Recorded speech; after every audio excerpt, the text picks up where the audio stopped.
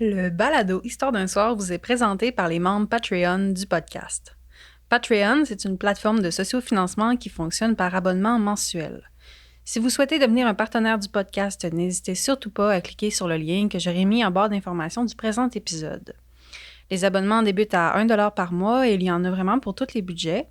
Et encore une fois, je tiens vraiment à vous rappeler que s'abonner au Patreon du podcast, c'est vraiment la manière la plus significative et concrète d'appuyer le projet parce que tous les fonds servent à payer les frais de production et de post-production des épisodes.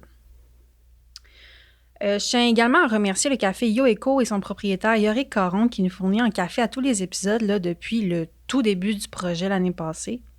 YoEco, c'est un espresso bar de troisième vague qui est situé dans le quartier Villemort à Montréal. Et de plus, si vous vous rendez directement sur place et que vous mentionnez que vous êtes un auditeur, une auditrice du podcast, vous aurez droit à un 2 pour 1 sur les boissons, en plus d'un rabais de 25% sur les sacs de café. Fait qu'on s'entend pour dire que c'est quand même énorme comme promotion pour les auditeurs. Là. C'est vraiment le fun. Merci. Puis, de plus, pour une deuxième année consécutive, le musée McCord de Stewart agit en tant que partenaire du podcast en offrant un rabais de 25% aux auditeurs et auditrices. Donc, pour profiter de cette promotion-là sur l'admission au musée, vous avez juste à inscrire le code promo Histoire 2022, donc je répète, Histoire 2022, lors de l'achat de vos billets. Cet automne 2022, au musée, vous pourrez plonger dans le 19e siècle grâce à l'exposition rétrospective du photographe Alexander Anderson, Art et Nature, faire un tour dans les années 70 avec d'Israéli revisité chronique d'un événement photographique québécois, et revivre les prémices de la pandémie avec les photographies de Michel Huneau. Vous aurez également l'occasion de visiter l'exposition Voix autochtones d'aujourd'hui, savoir, trauma et résilience, qui présente des objets et des témoignages issus des 11 nations autochtones du Québec. Rappelons que le musée McCord Stewart célèbre la vie à Montréal d'hier et d'aujourd'hui, son histoire, ses gens, son peuple et ses communautés. Donc, encore une fois, merci à tous nos partenaires.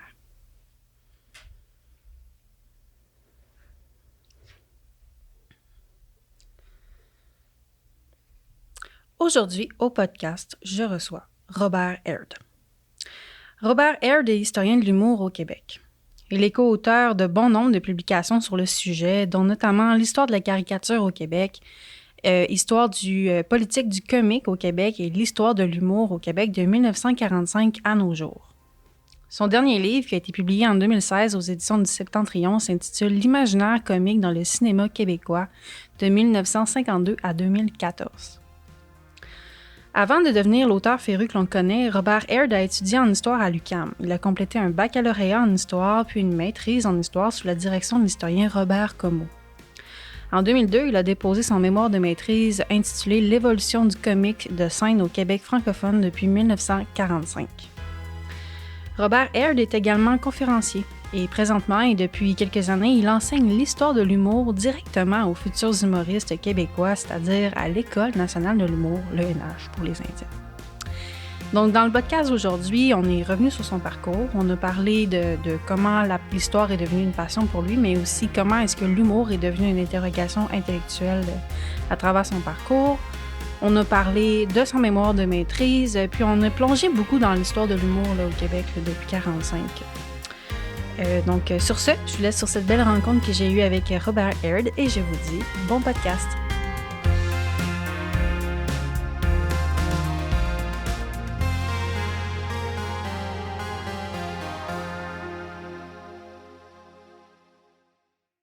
Bonjour à tous. Aujourd'hui, encore une fois, grâce au YoEco, on boit un café de Demelo, qui est un torréfacteur ontarien. Torréfie dans les environs de Toronto. Ils ont aussi un local ici à Montréal. C'est un café qui s'appelle Denman Walking, qui me représente quand même bien aujourd'hui. En fait, c'est une torréfaction qui est assez foncée. Donc, même le grain, là, on remarque que par la torréfaction est un peu plus huileux, même naturellement. Ça va aller rechercher des goûts à ce moment-là, plus de chocolat, de caramel, cendré même un peu. Ça reste un café qui sonne tout assez doux. Donc, j'espère que vous allez bien l'apprécier. Merci. Bonjour Robert. Salut! Donc, on va y aller d'emblée. La première question que j'aime bien poser à toutes mes invités, d'où vient la passion pour l'histoire et plus précisément pour l'histoire du Québec? En fait, c'est drôle parce que Je suis pas historien de l'humour par hasard, je pense. Ce qui m'a amené à l'histoire, c'est la bande dessinée franco-belge. C'est les Astérix qui m'ont amené à m'intéresser à l'Antiquité. Vraiment, quand j'étais au primaire, c'était la Rome antique, là, les Romains, les légionnaires, Jules César, puis tout ça. J'avais une vieille collection d'encyclopédies chez nous, puis il y avait un tome sur Rome, puis j'avais passé au travers. Donc, je me souviens même d'un exposé que j'avais fait en 6e année sur les légions romaines. Et ça, c'est vraiment Astérix qui m'a amené à ça. Et je me suis aperçu à quel point Astérix, c'était souvent n'importe quoi d'un point de vue historique. Évidemment, c'est d'abord de l'humour, là, avec beaucoup d'anachronismes et tout. Puis, il s'amuse avec ça, évidemment. Là. La parodie des identités aussi, c'est... je suis encore un vieux fan des vieux Astérix. Là. Pour moi, j'en démarre pas. Alors, puis les Lucky Luke aussi, surtout ceux avec Goscinny, il y avait toujours... c'est ça, Goscinny qui écrivait les scénarios. Il y avait toujours une dimension historique à l'histoire américaine. Et ça a été ma deuxième passion, je te dirais, l'histoire américaine. J'étais fasciné par ça. Il y avait même à la fin des numéros de bande dessinée, il y avait des explications, par exemple sur l'apparition du télégraphe ou des trucs comme ça. Et puis, bref, c'est un peu ça, en fait. C'est ça qui m'a amené à l'humour. Puis aussi, ce qui m'a amené plus au Québec, en fait, c'est mon oncle, le frère de ma mère, il habitait chez nous. Puis, il y avait des vieux disques d'Yvon Deschamps, des Cyniques. Puis, des fois, il sortait ses vieux micro-sillons, puis il faisait jouer ça. Moi, je l'écoutais avec lui. J'étais jeune, j'avais peut-être, je sais pas, 9 ans. Puis, il y a des blagues que j'ai toujours été un petit peu vite là-dessus, je pense, là, mais il y en a que je comprenais pas. Là, de quoi il parle. Donc, lui, il me mettait ça en contexte. Alors, sans s'en rendre compte, il me faisait l'histoire du Québec, mais à travers les monologues d'Yvon Deschamps, puis à travers les sketchs des Cyniques. Alors, ça t'amène à voir l'histoire de l'humour d'un autre point de vue. Je pense que c'est ça qui et puis, je suis né dans ce qu'on appelle la société humoristique. Souvenez, on reviendra plus tard. Mais c'est Juste pour rire. Ça a commencé avec Juste pour rire. Ça a grossi, les connaissances de l'humour. Moi, je me rappelais à l'époque, parce qu'on n'est plus là, mais quand Radio-Canada diffusait les festivals de Juste pour rire, c'était comme un événement à télé. Là. Moi, je ne manquais pas une émission. Aujourd'hui, je ne sais même pas si ça j'ai encore à la télé, peut-être rendu au Canal D, puis je sais pas, mais à l'époque, il y avait quelque chose là, on découvrait des nouvelles têtes, en fait, parce qu'il n'y avait pas, c'était pas aujourd'hui, là, c'est une manière de découvrir les nouveaux humoristes, puis il y avait des humoristes français aussi, ça c'était la partie moins drôle, de Juste pour rire, puis, c'est blague. Donc, c'est ça, c'était un événement, puis, moi, mon adolescence a commencé en même temps que Roquebelle-Oreilles. Fait que pour vous dire à quel point c'était mal parti, mon enfant. Mais ça a été, écoute, Roquebelle-Oreilles de ma génération, écoute, c'était en 86, j'avais 12 ans. Puis c'était pas on manquait pas un épisode. Puis c'était évidemment, quand on partait à l'école le lendemain, on discutait des sketchs de Roquebelle-Oreilles de la veille. Ça faisait vraiment partie de notre quotidien, de notre culture. Puis après ça, il y a les Sans Limites, les Bleus Poudres. J'ai vraiment baigné là-dedans. Mes amis aussi faisaient, je te dirais, une bonne partie de notre culture. C'était de la culture humoristique, en fait. Alors, je pense que c'est pas une coïncidence si j'ai eu l'idée de travailler là-dessus. Bref, et là, il a fallu finalement que je réfléchisse à mon affaire. Là. Comment aborder un thème, parce qu'on parle d'humour. D'abord, déjà en partant, c'est compliqué. Qu'est-ce que l'humour? Est-ce que l'ironie, c'est de l'humour? La satire, la dérision, etc. Je me suis pas enfergé d'un fleur du tapis parce que je trouve que je suis pas essentialiste là-dessus. Puis il n'y a pas de définition globale qui vient dire voici l'humour, puis tout le monde s'entend. Hein. Si c'est jamais arrivé, ça n'arrivera jamais. Et c'est peut-être ce qui fait le côté, je dirais, fascinant de l'humour, du rire, whatever. C'est ce côté énigmatique qui va toujours rester, en fait. Il y a différentes théories du rire, différentes théories de l'humour, mais il n'y en a aucune qui satisfait pleinement. Il y a toujours quelque chose qui vient, c'est le côté ludique qui va déterminer ça, en fait, parce que il y a une théorie qui dit la violation bénigne. Okay? C'est dire que, l'humour, c'est tu transgresses une norme, tu transgresses quelque chose, c'est comme menaçant, mais ça ne l'est pas vraiment, parce que ça se veut dans un cadre ludique. Et puis, mais donc, c'est pas trop violent, Mais c'est pas trop soft non plus. Sinon, ça sera pas drôle. T'sais. Puis ça a du sens, mais faut quand même que... comment je pourrais dire... ça peut... Par exemple, quelqu'un qui vient de chatouiller en pleine rue, là, c'est un méchant malade, tu sais. Mais si ça se fait sur une scène de théâtre, toute la mise en scène, ça va être drôle. T'sais. Alors, c'est une des nombreuses théories. Il y en a plein d'autres. Là. Mais bref, donc c'est ça. Il y avait d'abord ce problème-là. Puis, il y avait aussi que, ben c'est ça, l'humour... en théâtre, en littérature, à la télévision, sur scène. Donc là, il faut vraiment que il a fallu que je circonscris que je limite mon espace, disons. Puis ces réflexions-là sur l'histoire de l'humour, la recherche à ce niveau-là, est-ce que ça a commencé à germer un peu dans ta tête au bac? Ou... je pense pas, parce qu'au bac, j'ai pris comme une année sabbatique pour travailler, payer mes dettes, puis tout ça, puis réfléchir aussi. J'étais comme pas prêt à aller tout de suite en maîtrise. J'avais des idées, mais je sais pas, j'étais pas satisfait. C'est quand même 2 ans de ta vie, là, ou plus, là, si tu traînes ça. Là. Puis je suis pas le genre à traîner mes affaires. Là. Moi, j'ai tout fait des affaires dans mes temps. Là. Alors, écoute, le seul souvenir que j'ai, c'est que ça m'est venu dans l'autobus. Aussi. Ah ouais? Je pourrais même te dire laquelle. C'est la 134 ou Sainte-Catherine, à m'en allant à l'UQAM. Je commençais les séminaires. Puis, je sais pas pourquoi ça m'est venu. Écoute, ça fait tellement longtemps. Mais je me suis dit, hey, travailler sur l'humour au Québec. Puis là, je me suis mis à réfléchir. Puis, comment je pourrais aborder le sujet. Puis je me rappelle bien, la problématique m'est venue assez rapidement. Puis une fois que tu as ta problématique, là, puis qu'elle est solide, écoute, ta maîtrise n'est pas faite, mais elle est bien partie. Là, parce que c'est l'étape la plus difficile. Après ça, c'est la partie le fun, je trouve. Là. Une fois que c'est de découvrir aussi si les documents, les archives existent, etc. Là. Puis, mais j'en savais déjà un brin, tu sais, pour... je pense que c'est ça qui a aidé un peu, là. C'est déjà que j'avais une connaissance déjà de base. Puis déjà, je m'étais fait l'idée de commencer ça après la Deuxième Guerre mondiale. Puis c'était quoi la dite problématique?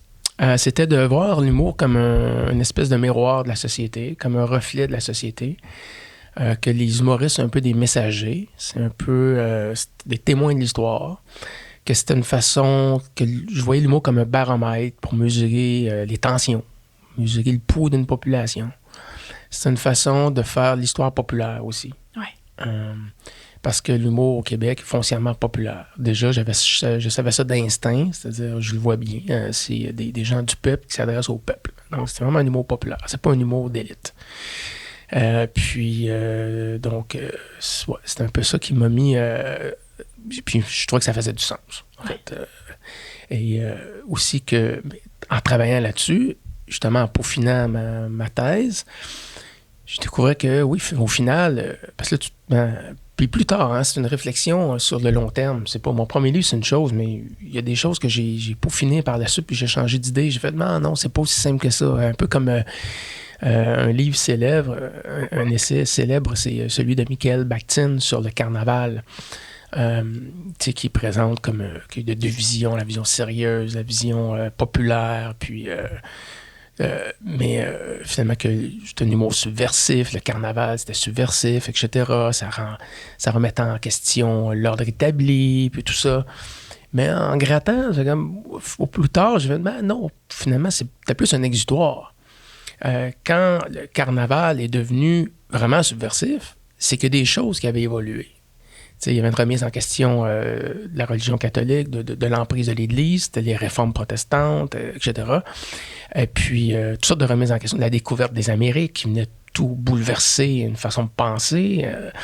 En fait, la Terre est ronde, OK, y a-t-il bien d'autres affaires dans le même qui ne marchent pas dans la Bible? Là, alors, et c'est là que le carnaval est devenu subversif. C'est là que l'Église s'est mise à interdire des fêtes carnaval, comme la fête des Fous, qui était la première fête à être interdite. Il y a une belle scène dans Notre-Dame de Paris avec Quasimodo là, qui montre bien ce qu'était la fête des Fous. Oui, c'est vrai. C'est des clercs qui faisaient ça. En fait, ils nommaient une espèce d'évêque ou un pape fantoche, ridicule. Là. Ça pouvait être une vache à la limite, là, mais c'était bouffon. on brûlait des vieux bas dans l'église pour répandre une odeur nauséabonde. C'est comme une parodie de l'encens, finalement. On fait ripaille, on boit, on mange. Puis c'est ça. Puis on nomme un pape un peu bouffon, en fait. Dans le cas de Notre-Dame de Paris, c'était le fou du village. Et tout ça prend fin. Une fois que la fête est finie, on vient, on est sérieux, puis on est très, très religieux, puis tout ça, tu sais. Et l'Église permettait ça, parce que c'est un exutoire. C'était, bon, défoulez-vous. Mais pour permettre ça, c'est parce que l'Église était sûre de ses valeurs. Elle était solide. Elle savait qu'elle pouvait permettre ça. Mais à partir du moment où elle est plus sûre de ses valeurs, là, on n'aime plus ça. Puis là, on se met à interdire. Puis le fait qu'on se met à interdire, ça marche, ça démontre que ça ne fonctionne plus, finalement. Ouais.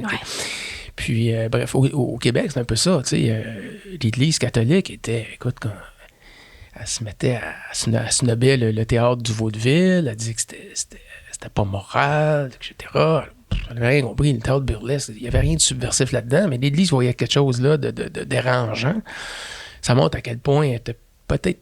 Pour moi, c'était un indice, justement, faire l'histoire de l'humour pour mieux comprendre le passé au Québec. Ça, c'est un bel exemple. Si tu te mets à condamner le théâtre de vaudeville, c'est peut-être finalement parce que tu sens pas que t'es rein si solide que ça, au final. C'est un peu comme ça que je le voyais. Puis, d'ailleurs, il faut pas exagérer non plus.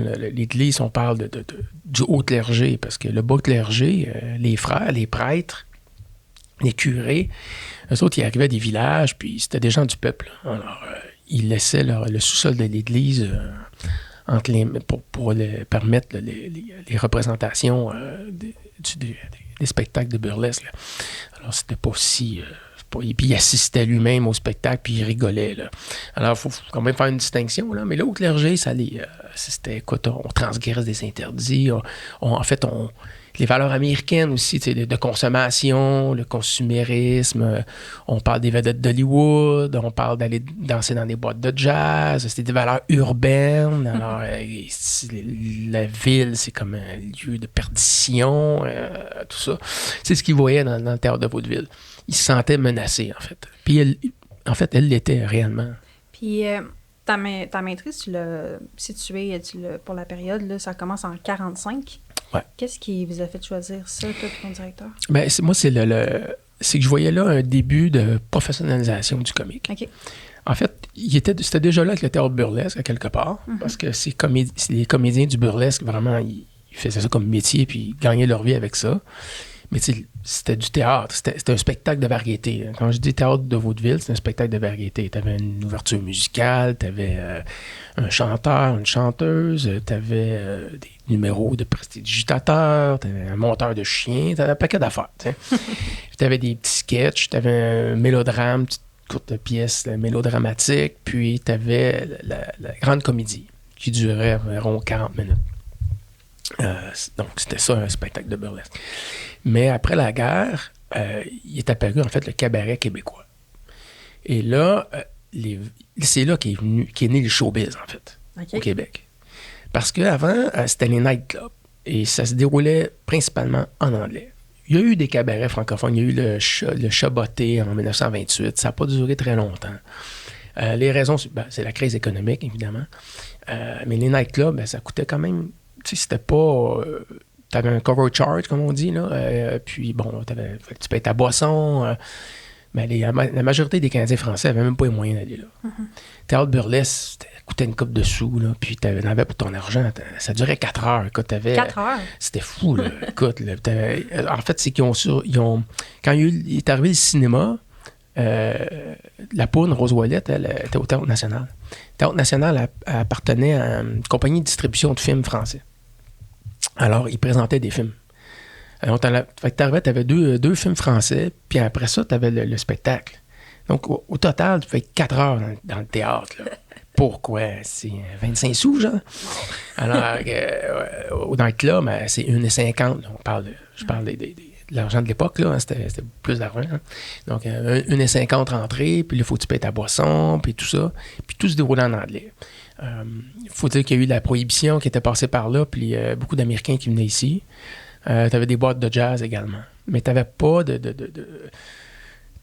place vraiment pour les artistes québécois. Tu pouvais avoir Alice Robier qui pouvait aller d'un nightclub, mais encore là, Alice Robier, elle a commencé au Théâtre national de La Poune. C'est là qu'elle a commencé à chanter. Elle avait 12 ans, je pense, puis elle avait logé chez Rose Ouellette, d'ailleurs. Comme il avait préparé un petit lit pour elle. Là. Alors, c'est ça. Puis les cabarets, c'est Jacques Normand, en fait, qui a inventé la formule du cabaret québécois. Et qui voulait... parce que quand il y a eu... en fait, c'est que la chanson française est revenue à la mode, en fait. Parce que pendant la guerre, il y a la guerre. Alors, il n'y a plus grand-chose qui se passe là, à ce niveau-là. Mais après la guerre, il y a eu un renouveau de la chanson française. Alors, au départ, normalement, c'était de faire un cabaret français. Okay. Mais c'est devenu un cabaret, au final, francophone, québécois. Et là, ça allait exploser à quelque part. T'sais. Là, tu as plein d'artistes qui allaient sur la scène du cabaret. T'sais. Et là, tu as les premiers comiques de nouvelle génération. Là, tu avais les Gilles Pellerin, tu avais le Père Gédéon, tu avais les Géraud Lars, tu avais Dominique Michel, Denise Filiatro, Paul Barval, Jacques Normand lui-même, qui est une espèce de David Letterman, qui anime la soirée, puis qui fait des petites blagues sur l'actualité, qui improvise des gags, etc., qui intervient avec la foule. C'est une ambiance particulière, évidemment, le cabaret, là.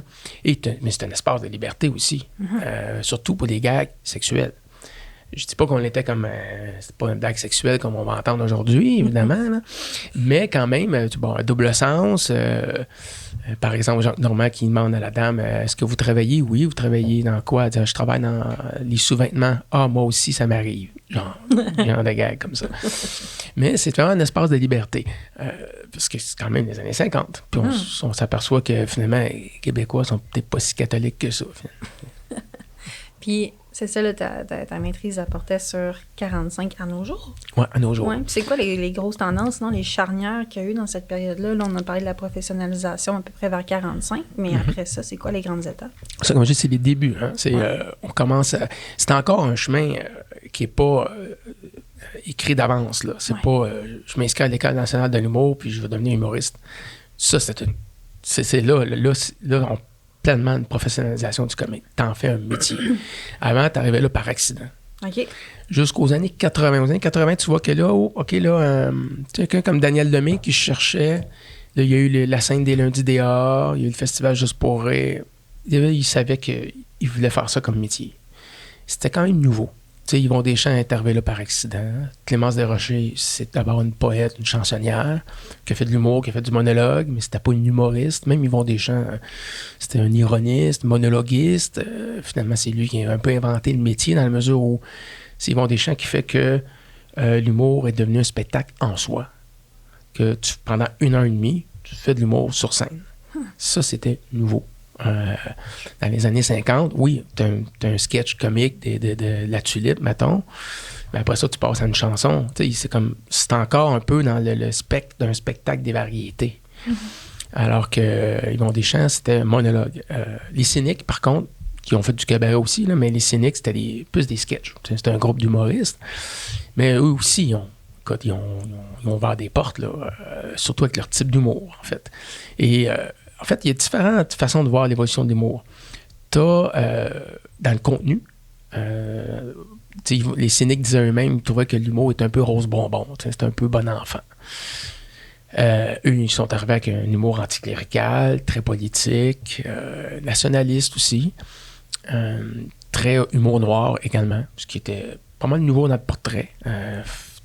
Le monologue Tant que Lucille, j'invite les gens à aller l'écouter, il est sur YouTube. Moi, c'est mon classique. Écoute, il transgresse tellement d'interdits là-dedans, c'est fascinant. Puis là, tu te dis, OK, ça, c'est en 62, quelque chose comme ça. Quand je fais écouter ça aux étudiants de l'École nationale de l'humour, ils sont comme, ils sont assez ébahis de faire comme, wow, OK. c'est vraiment, c'est un super bon numéro. Puis, donc, c'était une parodie au départ. Il y avait des contes. Les gens écoutaient beaucoup la radio à l'époque, là encore. Là, à la télévision, c'était encore en noir et blanc, puis la petite télé 10 pouces. Là. Donc, il y avait les contes de Tante Lucille pour enfants. Donc, mais là, dans la bouche de Marc Laurando, ça devient... c'est Tante Lucille qui va à l'école de réforme. Puis, finalement, le conte, il est trash. Puis, c'est très, très drôle. Donc, les cyniques ils ont défoncé des portes. Mais en même temps, la société le permettait. T'sais. Les cyniques étaient arrivés en 58, là, sur un cabaret. Là, ça, là, Ou en 2022. Non, encore moins, tu sais. Ce qui est arrivé aussi dans les années 60, c'est que la culture est devenue autonome. C'est devenu une sphère autonome qui ne dépendait pas de la politique. Tu sais, les cabarets, là, un exemple, c'est le père Gédéon, il s'appelait Doris Lucier. Lui, c'est un philosophe, sociologue. Puis, philosophe ou sociologue, philosophe, je pense. Puis, c'est un indépendantiste, puis il est anti-duplessiste. Puis, il avait été vu sur la colline parlementaire manifester contre Duplessis. Et puis, quand ça s'est su, bien, lui, il faisait des spectacles au cabaret Gérard Thibault à Québec.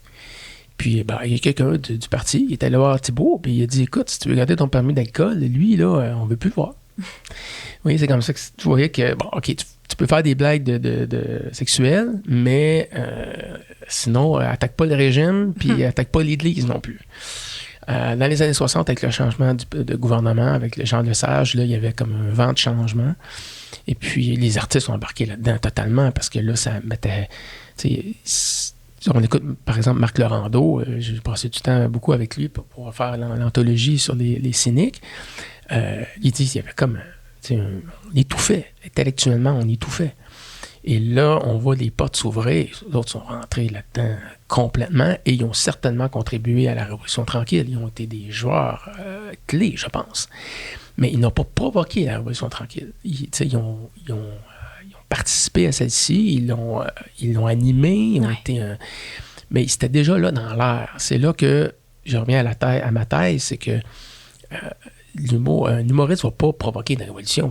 L'humour, le rire, ne va pas provoquer des changements. Il va aider à des changements s'il y a déjà un contexte qui accompagne tout ça. Ouais. C'est pas... ça peut paraître évident, mais ça prend un contexte, ça prend d'autres facteurs. Donc, l'humoriste va accompagner ça. Puis, il peut même ralentir le changement également. Mm-hmm. C'est pas seulement... si on regardait dans les années 30, là... les journaux humoristiques, c'était des journaux d'extrême droite. Là. C'était les journaux d'Arcan, d'Adrien Arcan, des journaux fascistes, nazis, carrément, mais qui se voulaient satiriques. Alors, pas lui qui a fait progresser la société à ce moment-là, là, mais il y avait peu d'impact au final. Ça, c'est intéressant. Ça, c'est un autre... Quand je dis on apprend avec l'humour, on apprend du passé. Il y avait une caricature, ça m'avait toujours frappé, parce que dans un comté à Montréal, c'était un juif qui avait été élu, et c'était dans un comté très majoritairement canadien-français. Okay. Et là, Arcan était en mot-à-dit, comprends-tu? Puis là, la caricature portait là-dessus. Et là, il dénonçait le fait que le juif avait été élu dans un comté canadien-français. Alors tu te dis, au final, tu prêches dans le vide. T'sais, il venait montrer son impuissance, finalement. Malgré ton discours, malgré ton journal, ta prétention de parler au nom du peuple, le peuple t'écoute pas, parce qu'ils l'ont élu en sachant qu'il était juif. T'sais. Alors, ça vient un peu tempérer, là, on parle du Québec de la Grande Noirceur. Oui, il y a eu du fascisme ici comme ailleurs en Occident, mais tu vois que c'était pas si, je veux dire, c'est pas monolithique, là. C'est pas si simple que ça, là. Alors, bref. Puis cette idée-là là, que tu mentionnais tout à l'heure, qu'il y a des gens maintenant à notre époque qui vont dire « Je vais faire de l'humour ma carrière, je vais devenir humoriste », ça a commencé, c'est ça, dans les années 80, à peu près? Oui, d'après moi, avec les NDA, il y a comme eu un... Dans les années 70, d'abord, tu as les Yvon Deschamps, tu as les Jean-Guy Moreau, tu as Marc Favreau, tu as Sol, tu as Claude Landré, tu avais les Bye Bye déjà, qui quelque chose d'unique au Québec. Il n'y a pas ça ailleurs. Une fois par année, on fait une émission. Ouais. C'est québécois, un peu comme la LNI à l'époque. C'est le fun, c'est une belle tradition. C'est une invention québécoise. Ouais, c'est comme un sport national de parler du bye-bye le lendemain. Oui, donc à partir de... C'était déjà, comme je dis, il y avait une professionnalisation à quelque part qui s'était faite, c'est-à-dire qu'on pouvait vivre de ça. On pouvait faire de la scène. Jean-Guy Moreau faisait des spectacles d'humour, Yvon Deschamps, Claude Landré, il y en avait plusieurs déjà. Mais tu sais, il est arrivé là tous un peu comme par accident. Jean-Guy Moreau, c'est un chansonnier au départ. Claude Landré, un peu différent. Lui, a commencé à faire du cabaret. À l'époque, on ne disait pas humoriste, on disait fantaisiste. Fantaisiste. On disait fantaisiste. C'est le terme humour est venu un peu plus tard. Tranquillement, c'est une influence américaine, en fait. tranquillement, je ne pourrais pas dire qu'il n'y a pas une date précise, mais maintenant, on a commencé à parler d'humoriste. Ah ouais. Mais il y avait un trophée qui était remis à la 10, puis c'était le trophée du fantaisiste. Hein, c'est-tu un mot qui existe encore dans la culture populaire un peu, ou ça s'est vraiment perdu? Ça s'est un peu perdu. Puis pourtant, je trouve que le terme, il est comme les Girolas, qui était un duo qui chantait, qui faisait des cabrioles, qui faisait un peu d'humour, faisait de la musique. Je trouve que le thème leur allait assez bien. Claude Landry faisait beaucoup d'imitations. Donc, un imitateur, humoriste. Mais aujourd'hui, on met tout ça dans le même paquet. C'est un humoriste. Bref. Mais oui, dans les années 80, là, justement, t'as le Lundi DA, où c'était comme une plateforme, en fait. Aller sur la scène DA, on va voir, on a un bon accueil, on prépare un numéro, il y avait des auditions, tout ça. Il y a un paquet d'humoristes qui sont issus des Lundis DA, là, Michel Courtemanche, Daniel Lemire, Pierre Verville, Michel Barrette qui arrivait du lac, Saint-Jean. Et puis, tu as eu le festival Juste pour rire. Ça a pris un peu de temps avant que ça prenne forme, que ça devienne un festival important. En 82, c'était clairement pas ce que ça va devenir. Là. Mais ça a été fondé en 82 à peu près? Le premier festival. Ouais, OK. Puis là, ça va prendre pas mal de volume.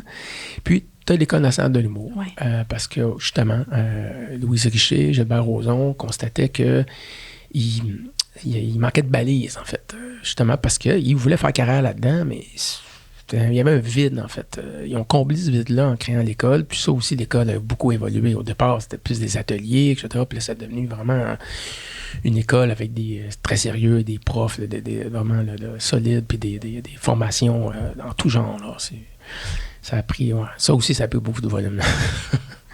Et un autre aspect que j'ai oublié de mentionner, quand je dis l'humour a évolué dans le contexte, la Révolution tranquille, l'espace de liberté, etc., qu'il n'y avait pas avant, mais aussi les lieux. Quand on fait l'étude de l'histoire de l'humour, l'évolution de l'humour aussi, il y a le contexte, mais il y a les lieux qui changent. Quand il y a une scène, d'abord, tu es dans un cabaret. En partant, tu ne fais pas l'humour comme tu fais à la radio. L'humour va changer, va être plus efficace, plus punché. Et puis ensuite, tu as un exemple aujourd'hui, les réseaux sociaux. Ça amène une autre forme d'humour. Les mimes, ça n'existait pas avant ça. C'est une autre façon de faire de l'humour. Alors, l'humour a évolué avant, c'était dans les journaux essentiellement. Au 19e siècle, il y avait très peu de théâtre au Québec, là, c'était amateur essentiellement. Donc, ça se passait dans les journaux. Il y en avait énormément. Il y avait beaucoup de journaux satiriques au 19e siècle. Mais tu fais pas de l'humour journalistique, tu fais de l'humour scénique. C'est pas la même chose. Donc, c'est plus littéraire, c'est plus bon. Et avec le temps, l'humour est devenu plus punché. Ça, c'est clair. Les scéniques étaient pas mal punchés, je trouve, mais l'écriture, Claude Meunier a beaucoup influencé les humoristes dans la façon d'écrire. Un gag, puis c'est punché. Là.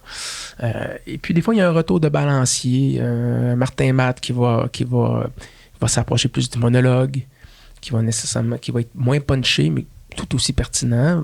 Pas moins pertinent que les autres, évidemment. Là. Mais bon, chaque humoriste a sa petite touche, là. Mais c'est clair qu'on a évolué vers une efficacité humoristique. Puis ça s'est traduit aussi dans les comédies au cinéma. Les comédies populaires des années 70, c'était plus proche du burlesque, plus proche de l'humour qu'on faisait à TVA, plus proche de Gilles Latulippe, si on veut. Les années 80, surtout 90, c'est le même public, en fait, qui vont voir les comédies au cinéma. C'est le même public qui vont voir les humoristes. Puis les humoristes aussi vont... En fait, là, c'est un environnement immédiat au Québec. Là. C'est pas... tu sais, déjà, Gratien Legélina, il fait les revues d'actualité, les Fridolинades, une espèce de bye-bye sur scène. Puis il fait un court-métrage qui était La Dame aux Camélias. Il présente ça. Donc, c'est un peu la même chose. Au cinéma, dans les années 70, les têtes d'affiche de la comédie au cinéma, c'est Gilles Latulippe, c'est Dominique Michel, c'est tous ceux qui viennent du cabaret, de la télévision, du théâtre des variétés. Tout le même monde, ça se promène. Puis c'est encore comme ça aujourd'hui. C'est Louis-José Hood, c'est Patrick Huard qui vont aller faire de la télé, qui vont faire du cinéma. Il n'y a pas de vase clos au Québec. C'est quand même... Mais c'est fou pareil, parce qu'à toutes les époques, là, je t'écoute puis je me dis, tu peux prendre un vecteur culturel, par exemple le cinéma, puis faire l'histoire de l'humour à travers ce prisme-là. Ouais. Là, tu peux prendre, mettons, la scène, faire l'histoire de l'humour avec ça. Là, mettons, maintenant, là, depuis quelques années, mettons le podcast, là, ici en particulier, c'est une usine à podcast humoristique. Là. Puis là, tu te dis, bon, ben à partir, mettons, de ce vecteur-là, on va faire une histoire de l'humour. Mais là, après ça, tu peux te poser une question aussi, mettons, puis là, je t'ai posé. Parce que ça m'est venu. C'est là que je vais aller aux toilettes. Oui, c'est ça. Mais admettons, le déclin de la télé. Parce que, je sais pas, moi j'ai 25 ans, puis admettons, en 2004, 2005, 2006, là, on en parlait tantôt, les gros shows juste pour rire. On était abonnés à Hélico. Là, moi, je me rappelle, j'écoutais ça compulsivement. Puis après ça, ben, la télé, ça a comme pris son bord, en tout cas pour ma génération, puis plusieurs autres. Puis ça s'est comme un peu métamorphosé. Mais je me demande comment tu vois ça, mettons, le déclin de la télé, puis la réorganisation. Ça a-tu créé comme deux publics ou qu'est-ce que ça change? Ouais, on a le nez collé dessus. Hein? Oui, c'est ça. Des fois, le cinéma, par exemple, là, on dit que le cinéma aussi il est mort. On dit que le cinéma est en train de mourir parce que c'est du streaming, finalement. Ils vont faire des films pour la télé. Déjà, des films qui ont été faits, qui n'ont même pas été projetés en salle, qui ont été projetés directement sur les plateformes, Disney, Netflix et plus. Hein? Alors, déjà, là, pour la comédie, c'est quoi l'avenir? Est-ce que les salles de cinéma vont... Mais en même temps, ça change peut-être pas le traitement, mais ben oui, ça change. C'était un grand écran, puis un écran de télé. T'as beau avoir une 70 pouces, c'est pas le même art. Désolé, c'est pas la même chose. Pour la télévision, il y en a encore qui l'écoutent quand même. Les plus jeunes l'écoutent moins, effectivement. Ils vont... moi, je pense que c'est plus la culture québécoise, en fait, que je m'inquiète. À mesure où il faut trouver son chemin là-dedans. Il y a des ententes qui ont été faites avec le Canada pour diffuser du contenu canadien, du contenu francophone en partie. Mais effectivement, écoute, c'est un bon questionnement. J'ai pas de réponse. J'ai pas l'impression présentement que ça affecte les humoristes d'ici. Ils ont toujours moyen de justement avec les réseaux sociaux, c'est encore même plus facile de rejoindre les gens.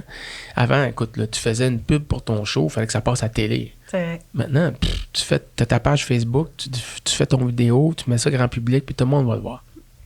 Alors, je pense pas que ça les nuise, que ça nuise aux humoristes, comparativement aux musiciens ou les Spotify et tout ça, ça fait pas mal plus mal. Plus, ouais, ça. C'est comme un renouvellement, dans le fond, c'est une adaptation, ça prend une nouvelle forme, comme à toutes les époques, dans le fond. Oui, exact, mais la télévision n'est pas morte, c'est la façon de la regarder qui est différente. Oui, vraiment. Alors, c'est là qu'ils vont s'adapter, mais je pense pas que ça va jouer sur l'humour. Ça reste à voir encore. Ouais. Parfait. Puis il y a un truc qu'on a évoqué rapidement là, au début que j'aimerais que tu développes un petit peu là-dessus, si tu le veux, c'est la thèse de la société humoristique. Moi, je ne la connaissais pas avant qu'on en discute un petit peu, puis je serais curieuse d'en savoir plus. La thèse, ça a été développé par Gilles Lipovensky, un sociologue français. Il avait publié un livre, c'était L'ère du vide. Okay. Et il y avait un chapitre sur la société humoristique. Et donc, déjà, le titre, ça vous donne une idée un peu du propos. Pour lui, l'humour, autrement dit, l'humour prend trop de place. Pour lui, la société humoristique, c'est l'opposition stricte entre le sérieux et le non-sérieux tend à se dissoudre. C'est comme si, au final, l'humour prend le dessus sur le sérieux. Avant, l'humour servait à rabaisser le sérieux une fois de temps en temps, pendant un spectacle. On rit de ce qui est savant, on va rire de ce qui est de la culture sérieuse, on va la parodier, puis bon, c'est un exutoire, etc. Mais maintenant, c'est comme si, finalement, la culture sérieuse pu voir au chapitre. C'est comme si l'humour prenait le dessus sur tout, ou à peu près. Je caricature, mais c'est à peu près ça son point de vue. Par exemple, au service de nouvelles, il faut que l'animateur fasse une blague. Ouais. À la radio, c'est les radios FM comme ton c'est quoi MF. On dit qu'ils sont toujours sur le party. C'est la vie de fun. Le matin, le midi, puis au retour à la maison. Alors, c'est toujours la fête. C'est la fête permanente. On le voit sur les affiches, quand on circule sur les routes, sur les autoroutes. Ils ont tellement l'air d'avoir du fun. Mais c'est comme... là, on va parler de fête permanente. Alors, pour lui, en fait, le rire est mort, dans la mesure où, quand c'est étalé comme ça, quand c'est dominant comme ça, il n'y a plus l'impact qu'il y avait avant. Mm-hmm. L'humour subversif, pour lui, n'existe plus vraiment dans un contexte pareil. Il n'y a plus le poids qu'il y avait. Parce que mon humour subversif, je pense à Aristophane, par exemple. Aristophane, il présentait des pièces très virulentes, très violentes à l'époque, et qui je voulais comique, là. Mais c'était dans un cadre défini. C'était pendant les fêtes, je pense que c'était Dionysos, puis ça durait quelques temps, je pense que c'était 3 jours. Là. Je me souviens plus trop exact, mais il me semble que c'était quelque chose comme ça. Puis il présentait ses pièces à ce moment-là. Et là, c'était un espace. C'était un espace défini. Et il faisait ce qu'il voulait.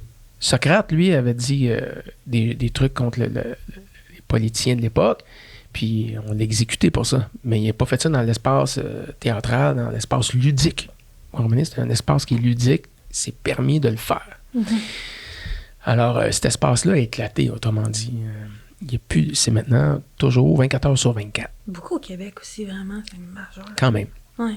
Je me rappelle, il y avait une Française qui était venue, qui était spécialiste de la Renaissance.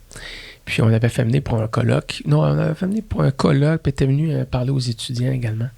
Puis elle m'avait dit ce qui l'avait frappé, c'est que quand elle est arrivée au Québec, les douaniers québécois, ils faisaient des farces avec elle. Ça l'avait quand même marqué. Moi, j'ai trouvé ça très drôle.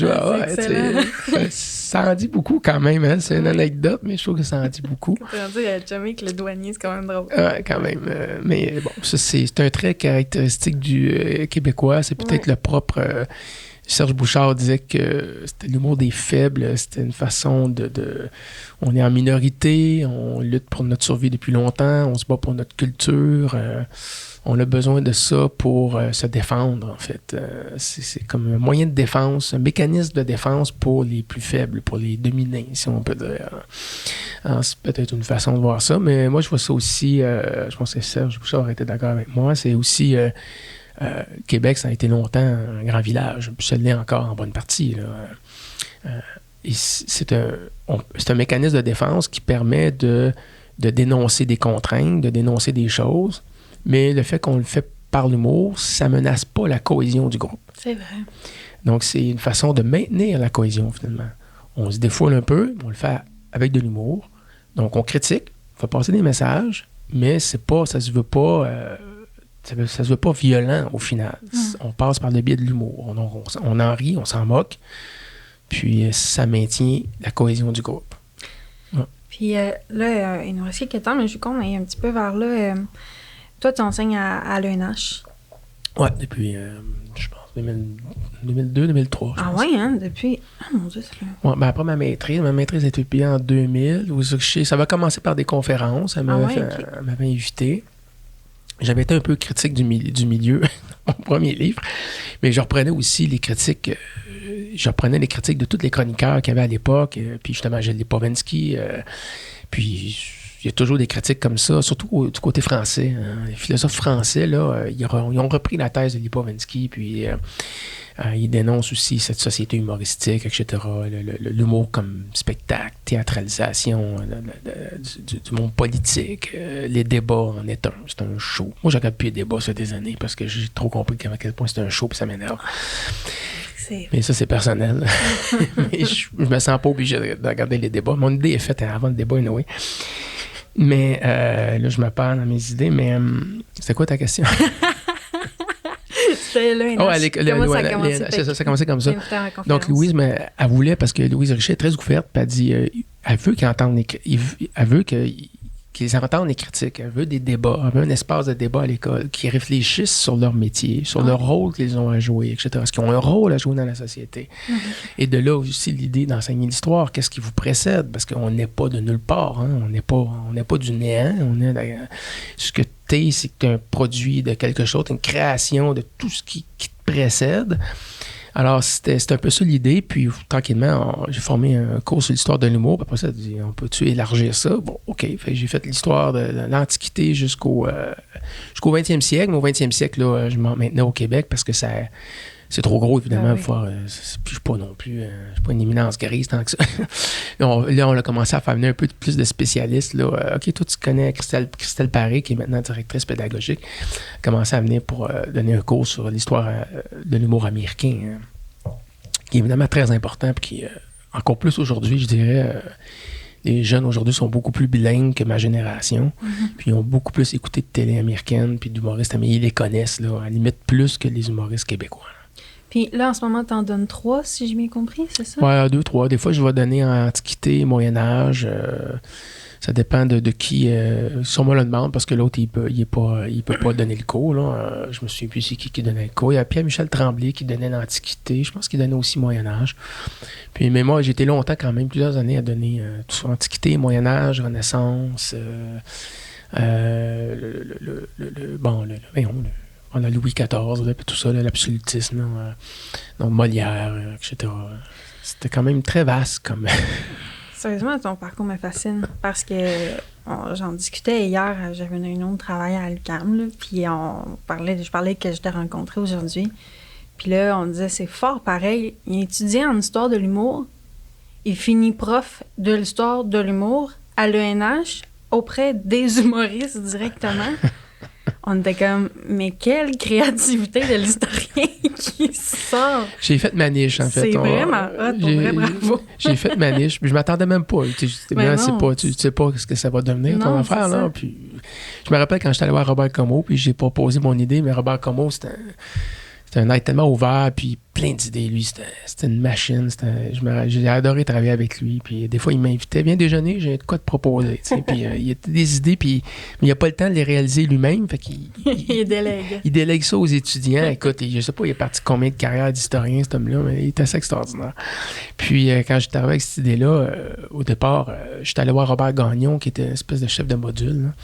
Puis il m'avait dit, voir Robert Comeau. Lui, il m'avait dit ça. Puis aussi, je me souviens plus de son prof, anglophone.